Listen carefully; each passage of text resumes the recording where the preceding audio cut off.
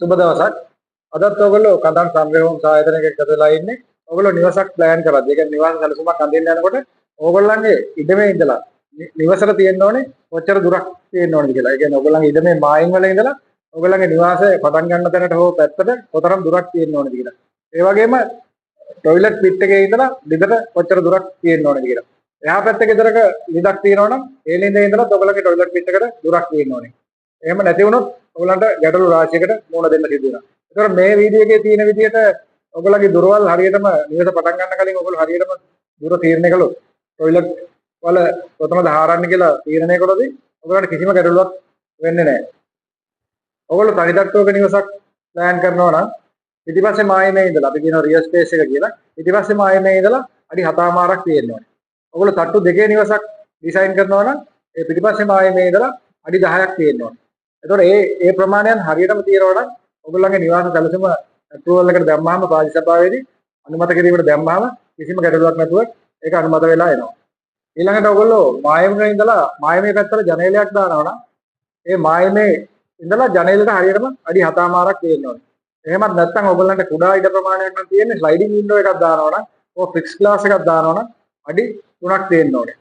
10ක පාරක් යනවා නම් එතකොට මේ පාරේ සෙන්ටරේ ඒක හරියටම තේරුම් ගන්න ඕනේ පාරේ මැද ඉඳලා අඩි 15ක් ඔබගේ නිවස පටන් ගන්න තැනට තියෙන්න ඕනේ. ඉතින් ඒක එක එක ප්‍රදේශයෙන් ප්‍රදේශයට වෙනස් වෙනවා. අපි හිතමු ඔයගොල්ලෝ ඉන්නේ මේන් රෝඩ් එක කියලා. ඒතර අඩි 20ක පාරක් නම් යන්නේ ඔයගොල්ලන්ගේ නිවසේ ඉඳලා පාරේ මැදට පාරේ සෙන්ටර් එකට තියෙන්න ඕනේ දුර වෙනස් වෙනවා. අඩි 25ක පාරක් නම් තියෙන්නේ තවත් වැඩි වෙනවා. ඉතින් ඔයගොල්ලෝ ඉඩමක් මිලදී ගන්නකොට හෝ ගෙයි ප්ලෑන් එක අඳිනකොට හෝ ගේ ප්ලෑන් එක සැලසුම් කරද්දී හෝ මේ කියන කාරණා තේරුම් අරගෙන වැඩ කරා නම් ගොඩක් ලේසියි. පැත්තක් මායමකට ගන්නවා නම් එතෙන්දී ස්ට්‍රක්චරල් ඉංජිනේර කෙනෙක් චාර්ටර්ඩ් ස්ට්‍රක්චරල් ඉංජිනේර කෙනෙක් හරි චාර්ටර්ඩ් ආකිටෙක්ට් කෙනෙක් හරි අනුමත කරන්න ඕනේ අස්සම් කරන්න ඕනේ මේක ඩිසයින් කරලා මේක මෙතනට ගන්න සුදුසුයි කියලා.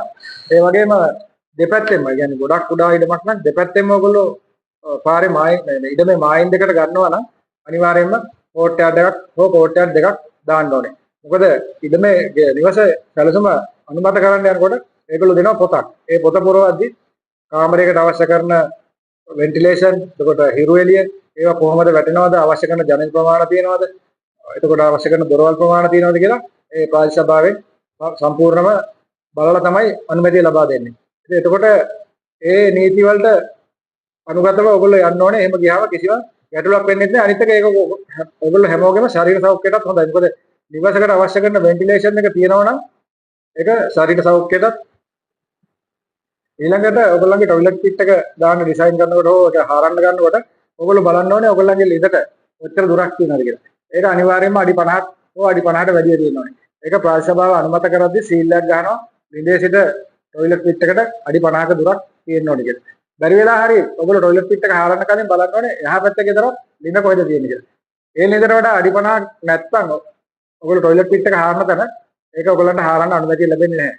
අනිවාර්යයෙන්ම ඔයගොල්ලෝ බලලා එහා පැත්ත ලිඳට වඩා අඩි 50ක් එහයින් තමයි ඔයගොල්ලන්ගේ টয়ලට් පිට් එක හරන්න ඕනේ.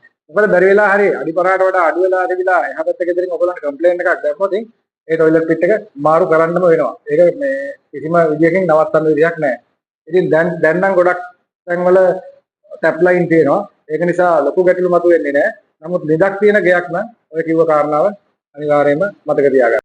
මේ ඩිසයින් කරපු අපේ සංරේහෝම් සායතනයෙන් ඩිසයින් කරපු ප්ලෑන් එකක්. මේක අපේ පාරිභෝගික මහත්මයාගේ කැමැත්ත අනුව තුන් පැත්තෙම ඉඩ තියලා තියෙන්නේ. එතකොට එක පැත්තකින් අපි අඩි 8මාරක් තියලා තියෙනවා. ඒකට කිසිම මායමකින් ගැටලුකාරී තත්ත්වයක් එන්නේ නැහැ. ඊළඟට පිටිපස්සෙන් මේ තියෙන ෆ්‍රන්ට් එක තමයි මේ අඩි 20න් ඇවිල්ලා තියෙන අඩි 20 පාරෙන් එනවා. ඇවිල්ලා මේ අඩි 12ක පාරක් තියෙනවා. ඒතකොට මේක තමයි ඉදිරිපස්ස ෆ්‍රන්ට් එක. ඒතකොට ඒකට කෙලින්ම තියෙන එක තමයි පිටිපස්ස. ඒතකොට ඒක තට්ටු දෙකේ නිවසක් නිසා අපි හරියටම අඩි 10මාරක් තියලා තියෙනවා. අඩි 10 තියනවා. අඩි 10 අඟල් 6ක් තියලා තියෙනවා. මේ ආකාරයට තමයි දැන් මේකෙත් අනිත් පැත්තේ ජනෙල් දාලා තියෙනවා අඩි 8ක් තියෙනවා. ඉතින් මේක මේ ඉඩම ගොඩක් ලොකු ඉඩමක්. ඒක නිසා මේ ආකාරයට ගන්න පුළුවන්. මොකද මේ පාරිභෝගික මහත්මයාත් කැමති උන්නේ නැහැ මායිමකට ගන්නවට තුන් පැත්තෙම ඉඩ තියන්න ඕනේ කියලා තමයි ඒගොල්ලෝ කිව්වේ. ඉතින් මේ ආකාරයට තමයි අපි ඩිසයින් කරලා තියෙන්නේ. ඉතින් මේ වගේ ප්ලෑන් එකක කිසිම ගැටලුවක් එන්නේ නැහැ රාජ්‍ය සභාවේ අනුමැතිය ලබා ගන්නකොට. මේ වගේ දේවල් දැනගැනීමට ඔයගොල්ලෝ අදහසක් තියෙනවා නම් අපේ පේජ් එක ෆලෝ කරන්න අපිත් එක්ක එකතු වෙන්න ගොඩක් දෙනෙක් අපිත් එක්ක එකතු වෙලා ඉන්නවා. ඒ වගේම අපිට මගහැරිච්ච හෝ ඔබගේ යම්කිසි අදහසක් තියෙනවා නම් පල්ලෙහින් කමෙන්ට් කරන්න. මේ වගේ දේවල් දන්නේ නැති අයට ගොඩක් උපකාරයක් වෙනවා මේ දේවල් දැනගෙන නිවාස සැලසුම සහ ඉඩමක් ගන්නකොට හෝ ඉඩම මායිම් මාක් කරනකොට හෝ නිවාස මාක් කරනකොට විශේෂයෙන්ම ටොයිලට් පිට් එක වේස්ට් වෝටර් පිට් එක වගේ දේවල් ආරම්භ යනකොට මේවා ගොඩක් උපකාරී වෙනවා. අපිට මගහැරිච්ච දෙයක් තියෙනවා නම් ඒකත් පල්ලෙහින් කමෙන්ට් කරන්න. ඔබ සියලු දෙනාටම ස්තුතියි.